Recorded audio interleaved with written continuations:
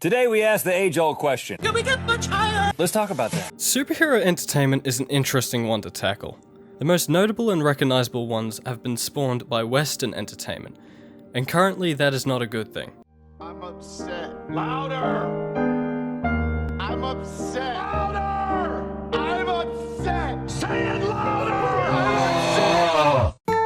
But that's when we're talking about films. Video games, on the other hand, are incredible. In general, video games of course have the ability to transport you into a new world and place you into the boots of a cowboy, a soldier, a Viking, or anything else. So naturally, for many of us, the biggest thing we would love to become is your dad, because your mum's hot. Also a superhero. Now, I know what this sounds like. Coupled with gameplay that made me feel like Spider-Man nearly every step of the way. Arkham Asylum makes you feel like you're Batman. Drives to make you feel like Spider-Man. Combat actually makes you feel like Wolverine. Make me feel like Spider-Man. Shut the fuck up! But the fact is, that never happens.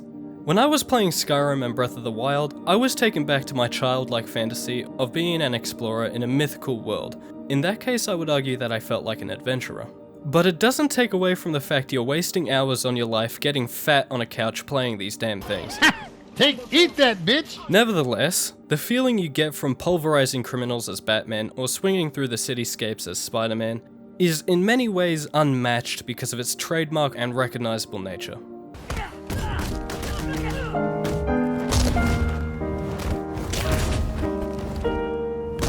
Now let me take you to a forgotten time, 2017. At this time, I was an Xbox nerd. Because for some reason, I had no idea that the console wars and exclusivity was even a thing. I thought it was just preference. Are you being intentionally dense? But during that time, trailers for a new Spider-Man game on the PS4 were popping up, and I was dying. I grew up with hundreds of Spider-Man games like Web of Shadows and Spider-Man 2, so seeing a brand new AAA Spider-Man game was mind-blowing to me, but I couldn't play it. Much like most entertainment around that period, it was new, it was fresh, it was exciting, and it was memorable. Jeez, what happened? But jump to 2020, I got a job, and I got a PS4. So I hopped on the exclusives that I missed. God of War, Uncharted, Last of Us, and of course, Spider-Man. Unlike most superhero games, its presentation was immaculate. With detailed buildings and streets, the web swinging was cinematic and fluid, the combat was brand new and didn't do the classic XXXXXXYXXXYXYXYXXX. But unexpectedly, the story was what stole the show for me. On top of how new everything felt, the same went for the character of Spider-Man. He's an adult now, facing the toughest enemy he's ever fought. The cost of living. He has new gadgets, a new suit, and he broke up with Mary Jane. As entertainment likes to do with familiar IPs, they place it in a different time period to make it feel unique and different, either to its detriment or benefit. Somehow Palpatine returned. How original. I'm the spy. Daring today, aren't we? But it does work with Spider-Man. For me, what makes it work is how well it molded these familiar characters into something new. Aunt May was always the caring and wise figure for Peter, but the game extends that by making her one of the bosses of a homeless shelter. And one thing that goes unmentioned is how unexpectedly dark it can get. Kids are playing this game, and it nonchalantly shifts into its own equivalent of No Russian. Just another day in the office. The predictability of Dr. Octopus's transformation was flipped on its head by making it a heartbreaking betrayal of an admirable friend changing for the worst. You are everything I wanted to be! You just threw it away! The world seems different at this height. Makes me feel like a giant. Look, I'm taking a giant leak. And the sacrifice that Peter must make by letting Aunt May die adds to its climactic stakes and memorability. And if I were to give any criticism, I'd say that the missions with Miles and Mary Jane were so boring I ripped my penis off, and some of the dialogue can be a bit predictable and corny. Oh my god, bro. Oh, hell no, man. What the f***, man? Get your ass on. However, Love, loss, betrayal, sacrifice, and heroism are aspects that every piece of entertainment from the superhero medium should nail in the head, and Spider-Man on PS4 did it far better than any of its movie counterparts. But I know what you're thinking. I can read your mind. 1. What about the title of the video? What about Spider-Man 2? And 2, I should kill my dad. Whoa, wait a minute, don't do that. Well, before we get to that, let's talk about its spin-off. The Will Smith Spider-Man. With the success of Into the Spider-Verse and the launch of the PS5, which was harder to get than you getting a girlfriend, Miles Morales was a no-brainer. And although it was better than I expected, it was still a little bit stinky. The campaign is a little bit short, as every key moment for its plot isn't really built upon. There are less missions and collectibles, and the movement in the cutscenes are weirdly floaty.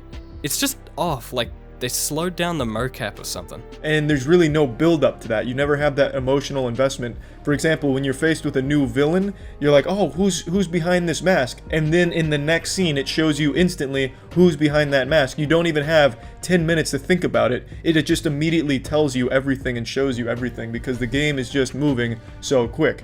I think their plan was to make a new Spider-Man game to fill in the origin for Miles, some smoother web swinging, and to have something new for the PS5 and the holidays.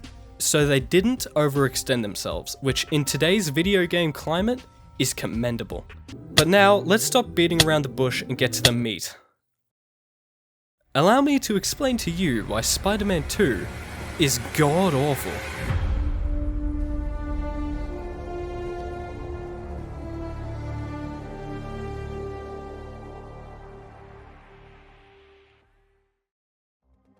Reason number 1, web swinging and the world. One thing I keep seeing Spider-Man 2 get praised for is how fast the web swinging is. On the one hand, it is satisfying and technically impressive, but on the other hand, why? Faster isn't always better. The problem this creates is the fact that it ruins the perception of its world. In the first Spider-Man, I didn't need to look at the map. I always knew where I was, and the scope of the world was never lost on me. In Spider-Man 2, because of its speed, half the time I had no idea where I was, and it made the map feel smaller. This makes the added detail they put into the world far less noticeable. To understand what the hell I'm even going on about, let's look at a game that is also based in New York. The Division. Despite how lazy and boring Ubisoft can be, one thing they have never failed in is the detail and presentation of their open worlds, and The Division is their best example. It captures the scale of towering buildings beautifully, scattered cars, abandoned apartments with untold stories inside of them, and the city once filled with crowded streets is now silent and empty. It almost perfectly encapsulates the feeling of a real city, and I believe it does this so well because you are forced to move slowly. Red Dead 2 has taught me the slower you move through a game, the better the open world can present itself, as the developer's hard work finally gets noticed, and it can actually make the game more fun. Now, the problem with Spider-Man 2... Oh, look at that, oh, it's gone. I could also argue that the speed makes the traversal more mind-numbing. As one-dimensional as the swinging was in the first game, it was still satisfying and therapeutic enough to stay away from fast travel. But Spider-Man 2, despite the inclusion of the web wings, is so quick and so much of the same that I found myself just getting bored. And I swear, if I find the dude that made this god-awful UI, I will eat his liver. Reason number 2, Big Baby Mode. One thing that you will find is Spider-Man 2's hard difficulty is easier than the first game's normal difficulty. Let's look at the stealth.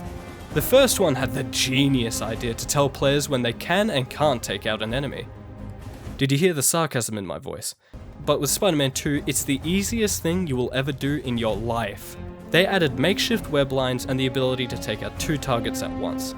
Fun fact, I started a stealth mission and left to get a drink, and when I came back, it already completed itself. One thing you could argue that would make stealth more difficult is the fact that they added these Never mind. When we're talking combat, however, it's essentially the same as the first one. But there are 4 special moves and less gadgets. There are 3 problems with this. 1, if I wanted to use special moves, I'll just fill the meter. Are you stupid? 2, Gadgets added variety and player fruition to the combat. And 3, why did you dip your balls in my coffee? You could argue that this makes the combat more focused, but you're just wrong. You fool! This makes combat more mind-numbing as you are doing the same thing over and over and over and over and over again.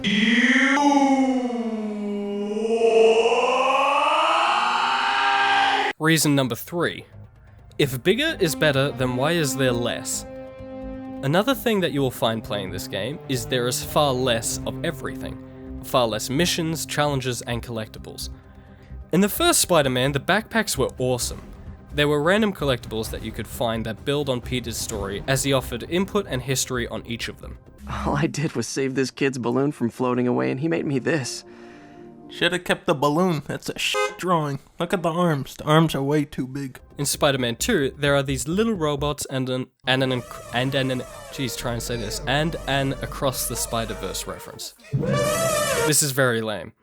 Most, if not all, the side missions are lame-ass uneventful patter, and they dance on the grave of Bill Nye by somehow making these science missions more boring, and the suits you unlock are far less memorable and unique than in the first one.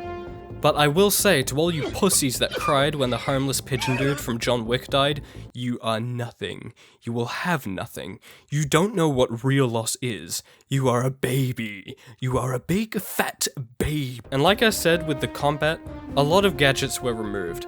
No mines, no web bombs, no nothing. No dick, no balls. If you disagree with what I've said, hear me out. I platinumed this game. And I don't even like it. It was the easiest thing I've ever done. Reason number 4. Oh my f***ing god. Now, all of this so far is forgivable. The presentation and gameplay are serviceable enough for it to be considered a good sequel. That is, if the story is good. How would I describe the story? That's incredible! Oh, man! Can you believe it? It was right there! The first 3/4 of the story are incredible.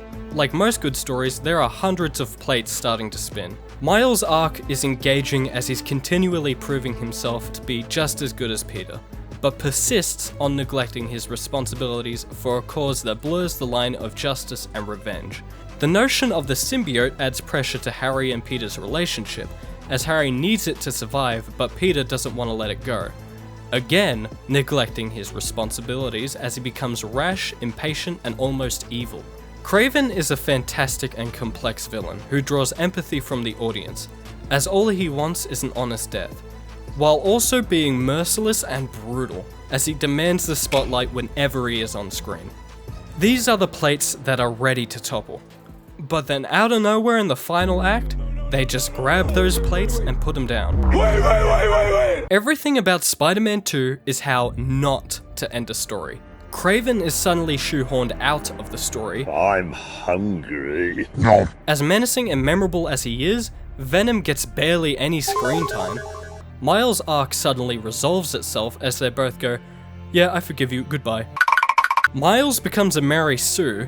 There is no growth for both Miles and Peter as they face no repercussions for their actions. What the Like, what happened to great power comes great responsibility. The inner battle that Peter should be facing of I need to destroy this symbiote but I also need to save Harry's life should be a no-brainer, but it isn't there. What the hell is Miles wearing?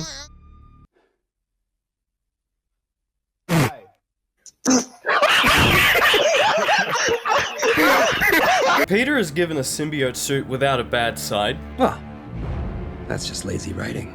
Nearly everything from the first Spider-Man game has little to no impact on its sequel, which is something sequels are supposed to do, and as soon as it looks like that is going to happen, nope, goodbye. Oh no, Harry's dead! Oh wait, no he isn't. Why does this DJ mission go for 15 flipping years? Why does this carnival mission go for 15 flipping years? And it ends on one of the weakest notes in video game history. What the hell happened? If I had one word to describe its story, it would be anticlimactic. Everything from the final act completely ruins the foundation that was laid for a good story. Although there are some faults with the game before the final act, like a lack of time for things to develop and a lack of drama, it is still the final act that completely ruins it. Now let me quickly address another elephant in the room. A large argument going against this game is that Spider-Man 2 is woke.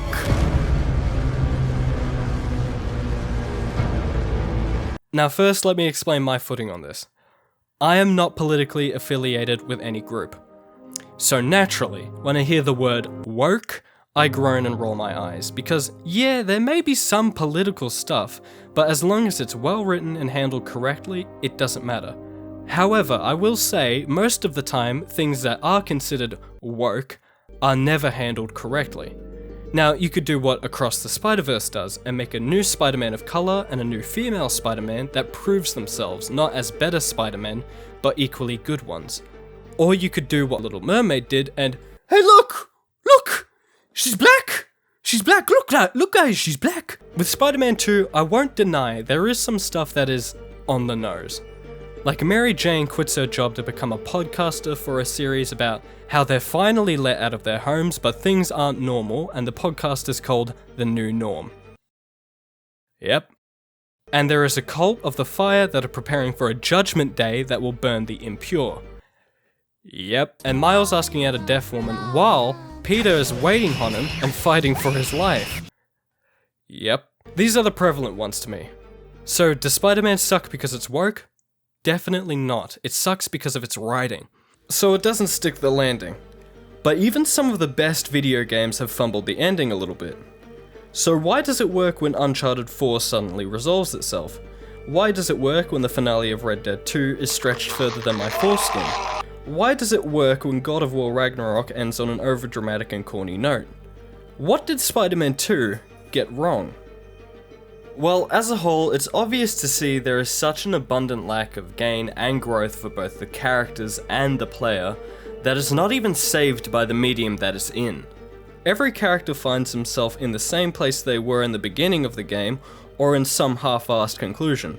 Almost to the point where you could skip this one and be fine playing whatever Spider-Man 3 will be. Hopefully it has more nudity. On its own, there is something to enjoy and appreciate, but when you sit down and compare it to the PS4 Spider-Man and start thinking about what it could have been rather than what it is, its mediocrity becomes completely apparent. The story, presentation, and gameplay wasn't just new and exciting, but was well made and memorable. And the sequel just doesn't have that. The problem with Spider-Man 2 is what to add after the fact, because how do you make a sequel to an already perfect Spider-Man game? And the answer to that question is to not make it like Spider-Man 2. Are you okay? Are you okay? Would you like some painkillers? I mean, it must really hurt with how much I ripped you a new one.